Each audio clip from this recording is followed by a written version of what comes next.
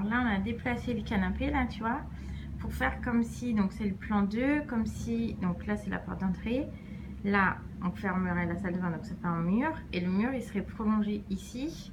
Puis, il y aurait un retour ici pour faire la chambre, là, dont on a parlé, avec l'entrée dans la salle de bain via la chambre. Voilà, donc ça serait l'espace lit. Alors tout ça, ça sauterait, ça serait ouvert, il n'y aurait pas de mur. Là, ce serait le retour cuisine. Mais, tu vois, on a décalé le canapé comme si là, il y avait le mur de la chambre pour voir l'espace salon qui resterait. C'est vrai que ça va un peu couloir, un peu condensé. Alors, il y a une possibilité qui serait de faire sauter ici le placard existant. Et on pourrait faire des placards, tout le mur là en placard, éventuellement penderie, etc. Mais ça fait quand même un peu petit, hein. Et on perd cette impression un peu d'ouverture.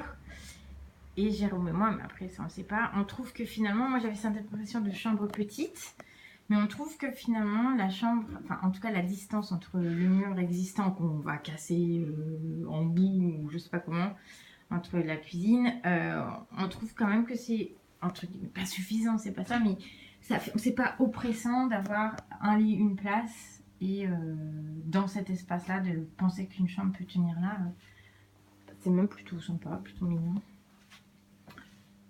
Voilà, bon après il faut que tu viennes, maman, faut que tu choisisses. Mais c'est sympa en tout cas, ça confirme, cette visite confirme qu'on se sent bien dedans et qu'on espère que pour toi ça sera super. Bisous.